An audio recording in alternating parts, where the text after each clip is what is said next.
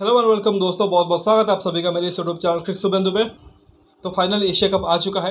और आप देखो कल जो कि पहला मैच खेला जाने वाला है। और उससे पहले आप देखो सभी टीमों ने एक तरह से अपनी प्रिपरेशन एक तरह से कंप्लीट कर लिया है।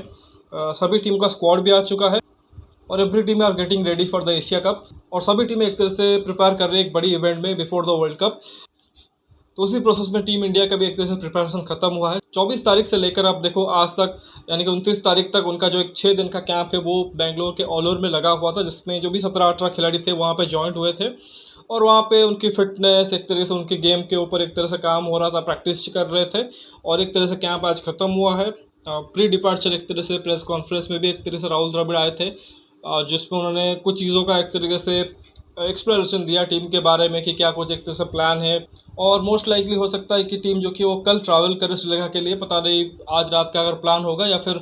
कल ट्रैवल कर सकते हैं मोस्ट लाइकली। और फिर 31 और 1 2 दिन रहेंगे जहाँ पे वो प्रैक्टिस करेंगे और फिर 2 तारीख को एक तरह से पाकिस्तान के साथ कैंडी में मैच होगा। तो देखिए उस जो भी एक तरह से 6 दिन के कैंप रहे हैं प्लस जो एक तरह से इंटरव्यूज़ आए हैं उसमें आई थिंक कुछ बड़े पॉइंट्स है, कुछ की पॉइंट्स है, उसके ऊपर डिस्कशन करेंगे। तो सबसे पहले तो देखो आज ही एक तरीके से बड़ा एक तरह से खबर आ गया कि जो एक तरीके से अजित अगरकर ने भी कहा था कि केएल राहुल हो सकता है कि इनिशियल मैचेस जो कि वो एशिया कप का मिस करें,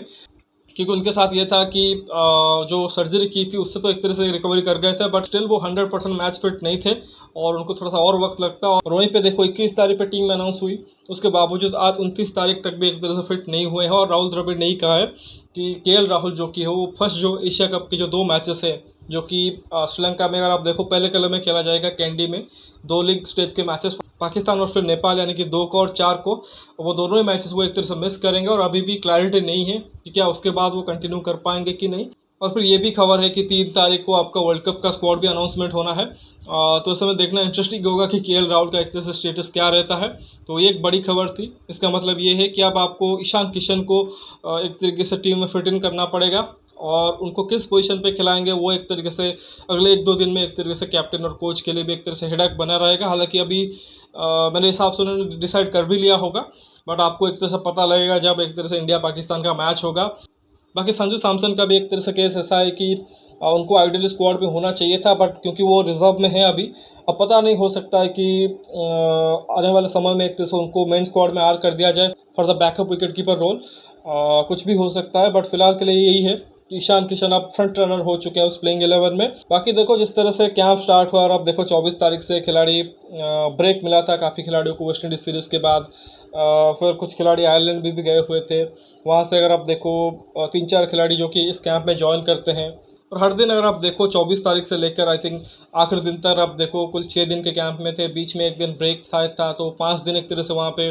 प्रैक्टिस हुई है। उसमें पहला जो दिन था वो आई थिंक वहाँ पे अगर आप देखो फिटनेस टेस्ट हुआ था, यूओ टेस्ट जो कि एक तरह से कंडक्ट होता है वहाँ पे हुआ था। और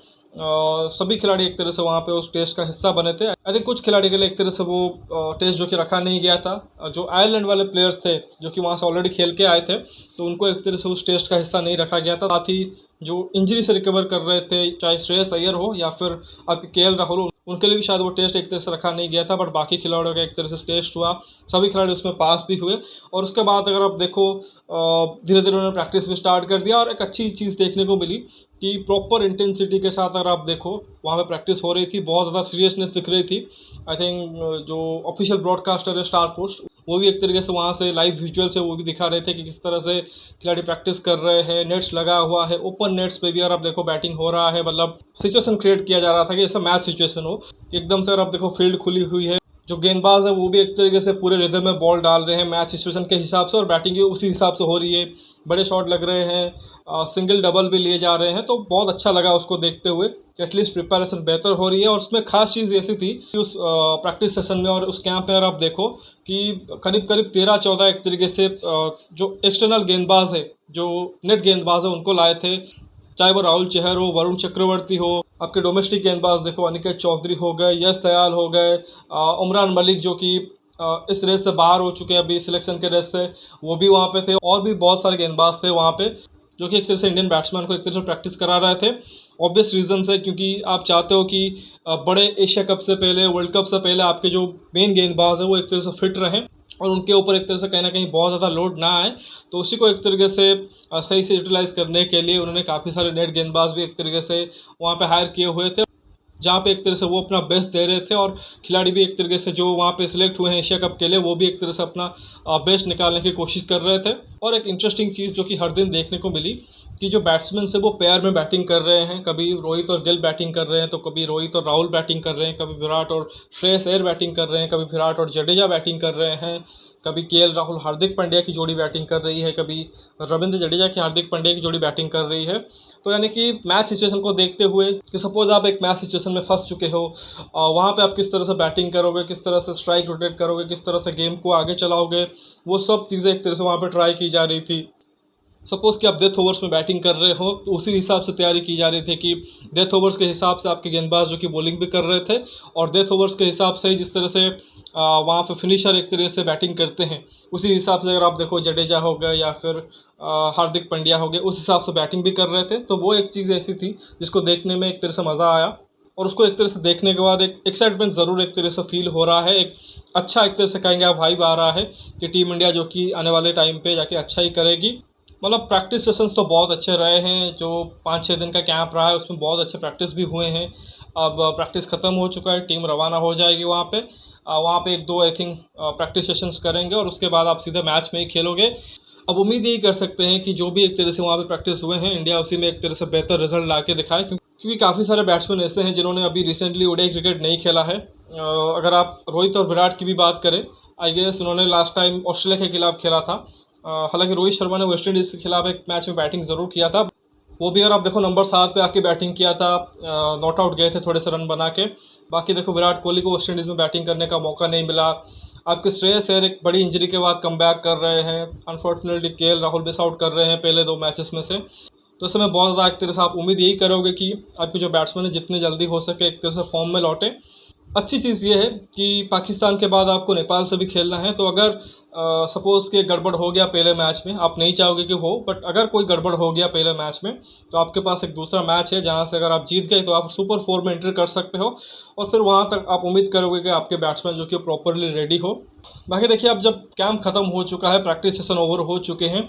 और टीम एक तरीके से अब श्रीलंका के लिए रवाना होने वाली है, तो ऐसे में देखो अब टीम कॉम्बिनेशन को लेके, जो प्लेइंग 11 को लेके एक तरीके से अब थोड़ा सा चिंता बढ़ रही है, क्योंकि केएल राहुल होते तो फिर आई थिंक नो ब्रेनर वो एक तरह से उस टीम में फिट हो जाते नंबर 5 पे, तो इंडियन टीम को बहुत ज़्यादा एक तरह से कुछ जो चेंजेस है वो करने नहीं पड़ते। बट क्योंकि अब ईशान किशन को ऐड करना पड़ेगा, क्योंकि संजू सैमसन को अब देखो टीम ने रिजर्व में रखा हुआ है, तो आई गेस रिजर्व में कोई अगर खिलाड़ी होता है तो फिर सबसे पहले आपको उसको 15 में ड्राफ्ट इन करना पड़ता है या फिर जो आपका मेन स्क्वाड है उसमें ड्राफ्ट इन करना पड़ता है और बाद में ही एक तरह से आप उसको प्लेइंग 11 में उतार सकते हो। तो उस लॉजिक से शायद संजू सैमसन जो कि वो डायरेक्टली 11 नहीं खेल पाएंगे unless and until KL Rahul के जगह पे उनको एक तरह से अंदर ले आओ मेन 17 मेंबर के स्क्वाड में, तो उसी केस में उनको अपॉर्चुनिटी मिल सकता है, अदरवाइज उनका शायद सिलेक्शन नहीं हो सकता है। बट जो भी एक तरह से अभी प्रैक्टिस रहे हैं कैंप में जो हमने देखे हैं, ईशान किशन अगर आप देखो वहाँ से पहले से अवेलेबल थे, संजू सैमसन बाद में जुड़े हैं, बट ईशान किशन स्टार्टिंग से ही थे, उन्होंने प्रैक्टिस भी की है, विकेट कीपिंग की बैटिंग भी प्रैक्टिस की है और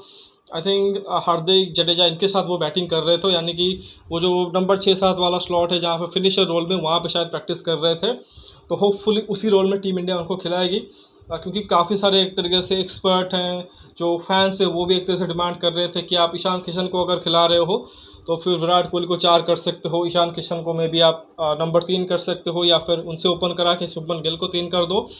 आई थिंक एबी डिविलियर्स तक ने कह दिया है कि उसको नंबर 4 पे खेलना चाहिए विराट कोहली को, पर जो मेरा मानना है, इनफैक्ट काफ़ी सारे एक तरह से क्रिकेट फैंस और एक्सपर्ट का भी यही मानना होगा कि विराट कोहली की पोजीशन को छेड़ने की ज़रूरत नहीं है। इनफैक्ट आपकी जो टॉप 4 है उसको एक तरह से छेड़ने की कोई ज़रूरत नहीं है, उन्होंने लगातार अच्छा किया हुआ है, उनको उसी नंबर पर कंटिन्यू कराइए।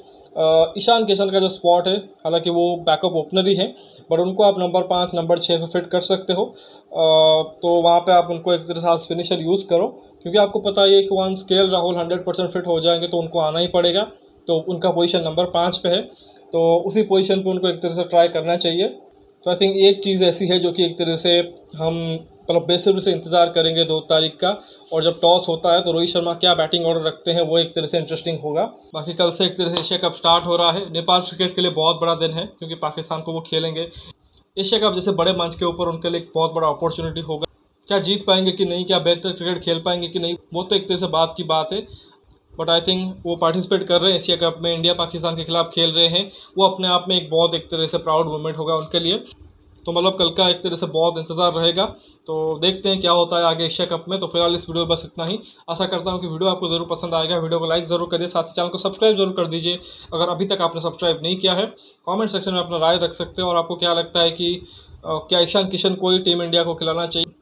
या फिर वो संजू सैमसन को मेन स्क्वाड में एक तरह से ड्राफ्ट कर सकते हैं। और साथ ये भी पता है अगर ईशान किशन टीम में खेल रहे हैं किस पोजीशन पे आप उनको खिलाना चाहते हो।